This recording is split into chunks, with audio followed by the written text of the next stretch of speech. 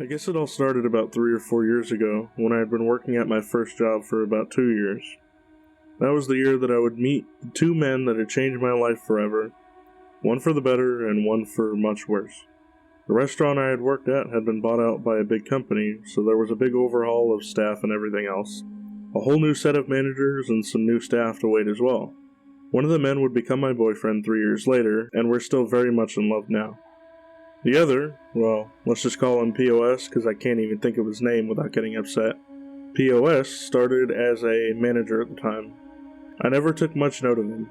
He was nice enough and seemed funny. I worked there for a while, getting closer as a friend to my current boyfriend. I then left that job for a good 6 months before returning to it. At this point, most of the staff had changed because of high turnover. I only knew about 3 of the workers, one of which was POS.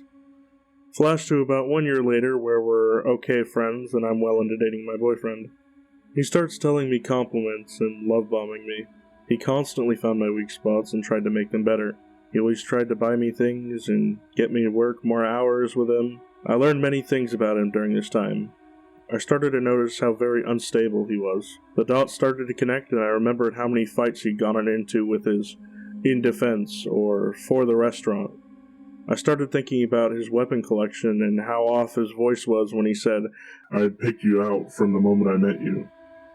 In the biggest moment of weakness, when I felt ugly and vulnerable, he made me feel pretty, and I think I made what is the worst mistake of my entire life. I listened to him. I sent pictures that could destroy my entire relationship. I was naive in believing in all the ways he related to me. He was just a liar.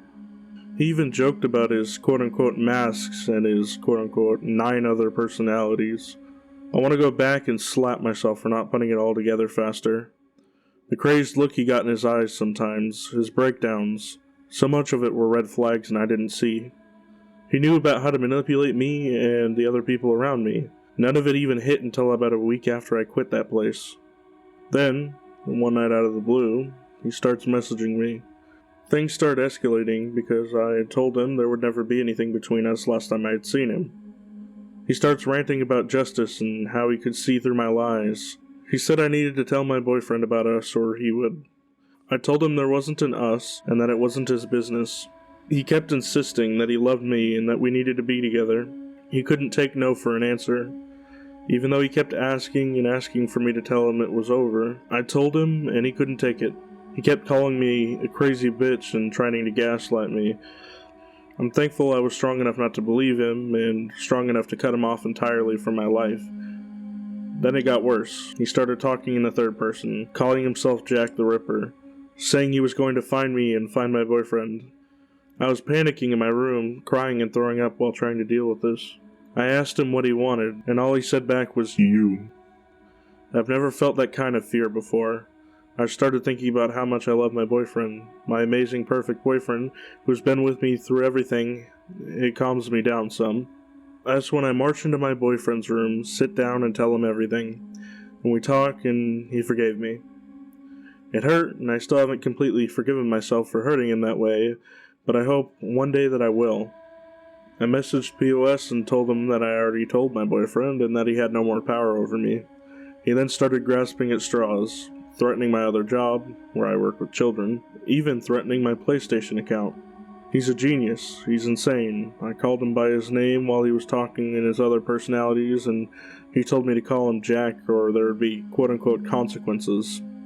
I blocked him on everything. I deleted my Facebook. I disconnected myself from everyone who works there, and I spent my entire day speaking to the police and the principal of my work. While talking to the police, they told me that soon he'll find someone new to target so I could rest easy. But that didn't make me feel any better. I still felt sick even if he's not fixated on me. That doesn't mean that some other poor girl deserves him doing that to her. That experience with the police changed me. What do you do when someone says you have to be with them or he'll kill you, and the other person you love? I don't know. I still don't know. I still have nightmares. That Friday while I was driving home from work, I got pulled over because of an anonymous person calling and describing my car and license plate saying I was drunk and on drugs. I wonder who that was. I calmly explained to the officer that I was coming home from work, and he gave him my case number. I got about 8 calls that day from different random numbers, and for about 3 days after that. Months later, after so much therapy and work, I see him twice in one day. I know his car, so I get anxious whenever I see the color and make of it anywhere. One day, my worst fear happened. I was just on my way to a doctor's appointment, and my turn was literally one light up. I pull up to a car that looked way too familiar to me, and I notice there's no way for me to escape. He knows my car. My windows aren't well tinted. I see the shadow of his hair move, and I know it's him. My stomach rolls. I pull out my phone and I call my mom, shaking so bad I had to redial twice. I ended up making 5 different turns to get to the doctor's office instead of the one that I would normally take. I also parked extremely hidden. I was very proud of how calm I was when I walked into my appointment. After my appointment, I met up with my best friend to go walk her dogs around her house. This guy knew where my car was because it was parked right in front of her house, and I see a familiar movement in the corner of my eye. I seriously went cold. I see him walking around the corner, and he starts to cross the street towards me. I didn't even say anything. I just dragged the dogs along with me around the corner and kept going until I felt safe. When I explained to my friend what had happened, she helped me calm down, and honestly I'm just thankful she was there. I'm now writing this 7 months later. I am still undergoing therapy, but I have started to do something very important. I've been reclaiming my space of mind. I have slowly started to reach out to old coworkers from that restaurant, and I even went outside of the restaurant to say hi to old managers and servers I used to know.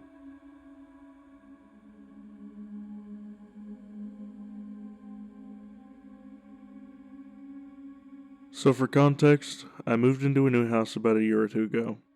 I'd lived in the area before, but we were evicted due to the owners of our old house wanting to move in. I'm a young female still living with my family, which makes this story even more pedo-y.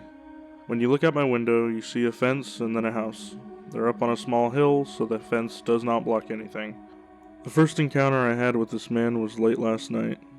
I was with my friends while all of our parents were out at a party. I will say that all of my friends are old enough to be left at home. We were responsible. We were relaxing in my room with no music or lights on. At this point, we heard my dog start barking for about a good 10 minutes. We initially passed this off because she barks at absolutely everything. I'm talking birds on the power line, bug on the front porch, anything that moves pretty much. We started hearing weirder noises like crunching circling the perimeter of my room and scratching on the walls. And I kid you not, the moment we start getting scared, the loudest bangs I have ever heard start pounding on the glass sliding door. Me and the 3 others run out of my room to go look at what in the world could be making such a noise. We were greeted by an aggressive dog. This dog was up on the glass pounding on the door. My dog was scared. She usually doesn't do this, but she backed away behind me into my room with all of her fur up. Then we see it. A man, dressed in all black, standing at the door. We were all standing perfectly still, and I guess one of my friend's flight response went off, and just as he jumped to lock the door, the man reached for it too. My friend yelled, "What are you doing here? Who are you?" He responded with a simple, "I don't know," and walked off with his dog who was on the leash. When our parents got back, we told them about him. They asked us why we didn't call them. Truthfully, I know we should have, but I didn't want to ruin my mom's birthday party. I have learned from this. 2 days later, my mom confronted our neighbor who was mowing the lawn. He said that it was in fact him and that his dog had quote-unquote run into our gate and he had gone in after the dog to get it back. He had mentioned that he meant to come talk to her earlier about it, but he hadn't. I believed it was a normal story until I thought back to that night in more detail. The gate that his dog supposedly ran through has a tough clasp that was shut on that night. We have it there so our dog can't get out, and so that nothing can come in unless you open it by hand, meaning that this man had opened the gate and let himself and his dog in. My theory is that he heard the music stop and didn't see the lights from the house, so he decided to come over and try to, rob the place. The noises we heard must have been him scaling the perimeter of my room for about 10 minutes before attempting to enter. We filed a police report and nothing happened for a few months until one night. I was in bed, almost asleep, but still getting comfy. I sat up to rearrange my pillows and turned around so I could properly make myself comfy, when I saw a face outside my window staring back at me. Whoever it was wearing some kind of black face covering. I froze, but then I thought to text my mom. I heard movement while frozen under my covers. My mom came to check and nothing was there. This was not my imagination, as my neighbor's lights are visible from the crack in my curtain, but the face was covering a majority of the light. Ever since then, I occasionally notice them watching. This next short story isn't quite about like a stalking incident, but it's about a creep in the YouTube community, so I figured I should put this out there so people are more aware of it. This is from 5 to 6 years ago. I, 24 female, live in the Midwest and I love anime and manga. I was really interested in heading to a con, so 2 of my girlfriends and I decided to go to one of the larger anime cons in the area. We arrived, and at first it was a lot of fun. However, I soon met a man who was overly creepy and made my time unbearable. I can't reveal too much about it, but he was apparently a guest to this convention and has some sort of a YouTube career. He doesn't even talk about anime or manga, so I thought his presence at the con was a bit weird. I would have said something long ago, but the group he was a part of has a rabid fan base, and that in the past has defended a rapist, so I have been fearful of the repercussions of telling my story. I was walking the convention when he spotted me and he instantly seemed to light up and rushed over to me. I was very nervous. I never thought I was much to look at, so his interest seemed weird to me. He tried to make some sort of small talk, like asking if I liked cosplay. I'm sort of round, but I'm very proud of my legs, so I jokingly said if I cosplayed, it'd probably be the green M&M. He seemed to really like that idea, and he kept pressing. The way he looked and leered at me made me very uncomfortable. I made an excuse and walked away to join my friends, away from that creep in the tiny hat. I wish that was the end, but continually throughout the next 3 days he would come and try to find me and talk to me. What made it worse is the fact that he had his girlfriend with him at the time. She seemed busy, and he tried to sneak off while she was busy with other things to try and flirt with me, but it always seemed very uncomfortable. In fact, I even tried to bring her up, saying wouldn't she be upset if he was flirting with me, and he said he would convince his girlfriend to be okay with it, and he called her Ladyboy, which I found weirdly uncomfortable. The whole situation felt so disgusting. And every time he found me and rushed over to talk to me, I wanted to crawl into a hole and die. Maybe this situation isn't stalking per se, but he made me feel so uncomfortable and I had to say something. After this convention, I looked him up and found out he goes to 3 major conventions in my area, so for my own peace of mind, I don't go anymore.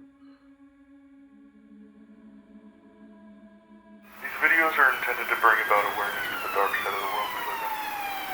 As a reality of life, violent crimes happen every day in our neighborhoods. Keep your loved ones safe. And remember to say I love you.